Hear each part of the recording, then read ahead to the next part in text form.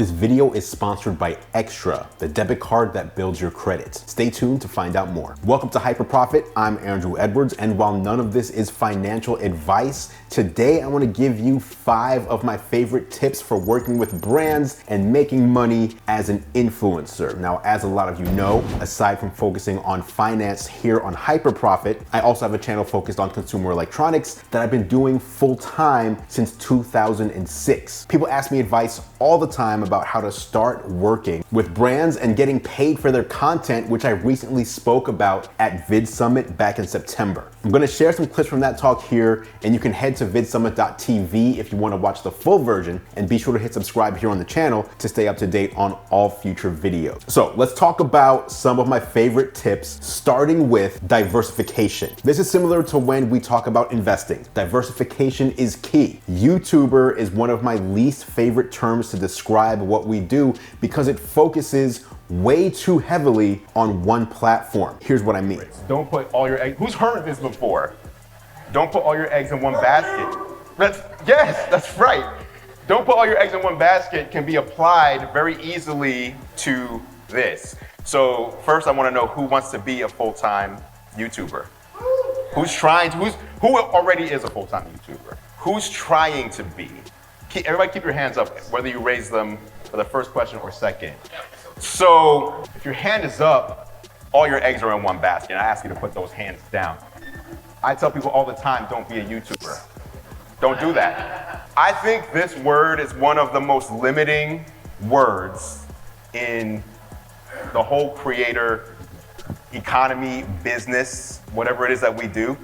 This word limits you mentally from your potential, your earning potential, your creative potential, and kind of sticks you in a mentality of vanity, metrics that don't really matter when it comes to building a successful business. And I'd much rather have a successful business and a mediocre YouTube channel than a wildly popular YouTube channel while still working a 9 to 5. That's not me. But let's talk about diversification of content. Income is key. That is really small, so I'll just read them. YouTube, obviously, right? TikTok has come up in the past year and a half or so. Facebook has video, Instagram has video, IGTV, LinkedIn has video, Pinterest has video, Snapchat now has Spotlight, which is persistent video. You can podcast, there's Twitter, there's freelancing, there's affiliates. The YouTubers follow one thing on this list. When I say the word Pinterest, people laugh. What are you doing on Pinterest? Are you getting married? Are you remodeling your house? I'm like, bro, I will upload, Pinterest has something called story pins. When I make content, so I'll back up for a second. When I make content, I don't make a YouTube video. I make a video. I make a video.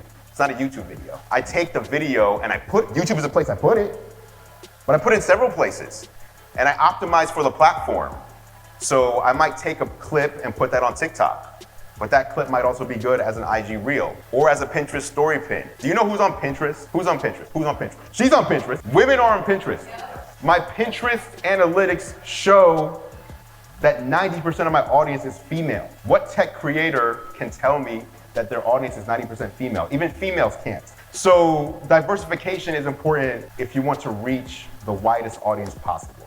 Next, let's talk about knowing your worth. I'm talking about your legit worth. You don't want to undervalue yourself and your content, but you also don't want to overvalue it. So how can you do this and come up with a fair valuation for what you do? Here's how I tell people to get started. This is a big one. People always ask me about this. What should I charge? I don't know what to charge. I'm new, or I've been doing this a while, but I just don't know what to ask for. So this is the easiest way that I can think of to tell people how to figure out what to charge. Use affiliate links. Amazon might be the easiest one. Just sign up, put affiliate links in your description box. Point people to it when you're talking about something. See how many clicks you generate, how many sales you generate, and then know these figures. So for me, again, it's consumer electronics niche. I don't know what happens if I talk about a camera, laptop, phone, anything that plugs into a wall or has a battery. I'll know. Oh, I'm talking about a camera this time. That's not gonna do as well as when I talk about a laptop. And I know what's happened in the past. So I can figure out what to charge. My goal is when a brand pays me $1, they make at least $1.01 minimum.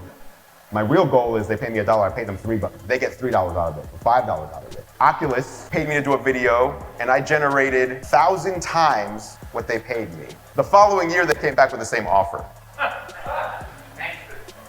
Now here's the thing, if I didn't do this, I would have been like, oh, Oculus is back with another offer, awesome. I don't know how many people clicked on it and bought it, I just want to get the money. I went back to them and was like, okay, listen, that's not gonna fly this year.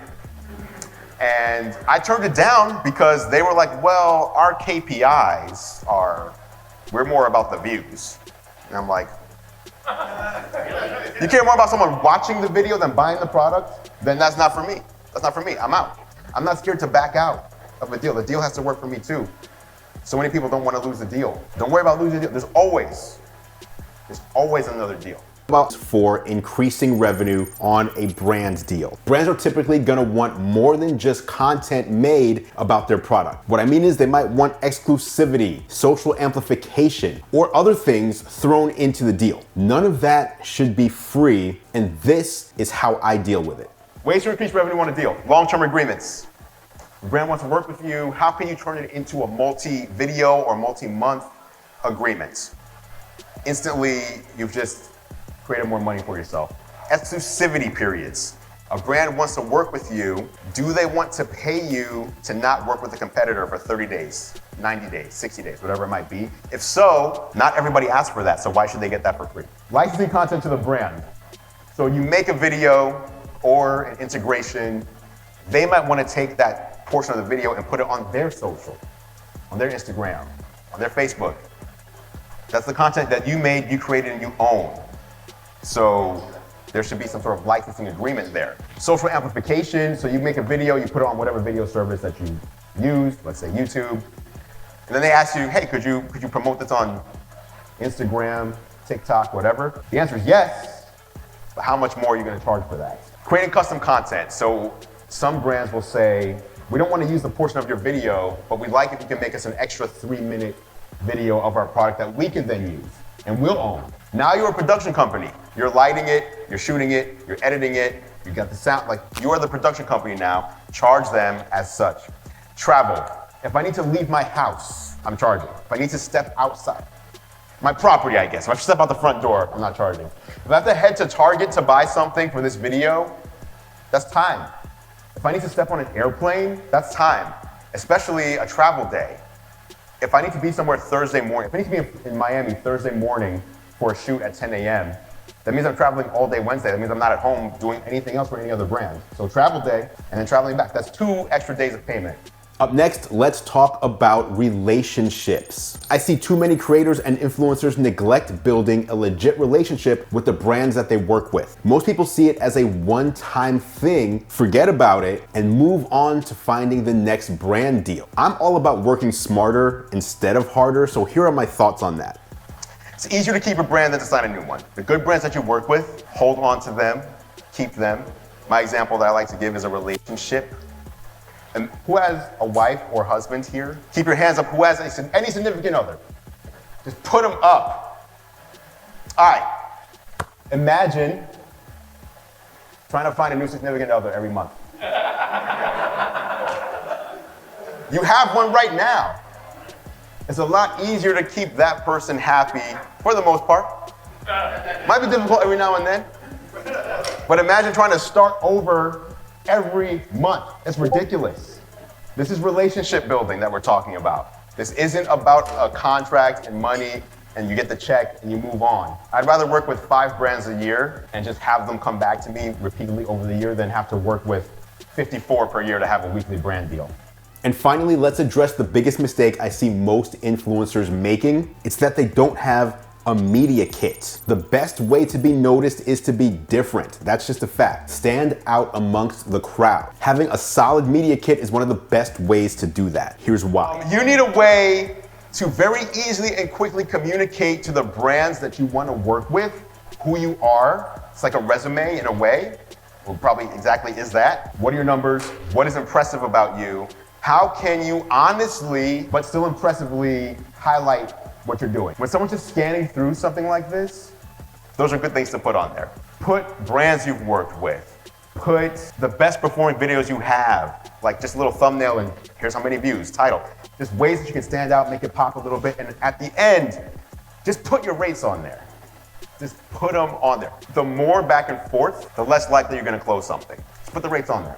There you have it, 5 tips on how to increase your revenue as a video creator or influencer that anyone can do. Think of this as building a business rather than building a YouTube channel or an Instagram account, and you'll always be in the right mindset. Drop your questions in the comments down below and I'll meet you there for further discussion. Thanks for watching as always, guys. I appreciate your support. I'm Andrew Edwards and I'll catch you on the next episode of HyperProfit.